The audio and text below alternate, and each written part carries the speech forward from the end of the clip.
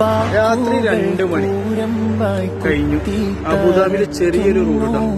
വാക്യങ്ങളൊരു ഈർച്ചവാളുന്നു, കരളിനെ ഒരു 100 കഷ്ണം നുറുക്കുന്നു, കത്തുപിടിച്ച കൈകൾ വിറയ്ക്കുന്നു. ഞെട്ടിപ്പോയി,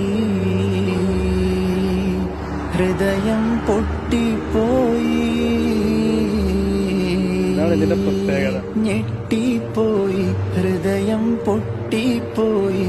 കത്തിനു മറുപടി തരാനൊരു പിടിയില്ല, മുട്ടിപ്പോയി, ഉത്തരം മുട്ടിപ്പോയി.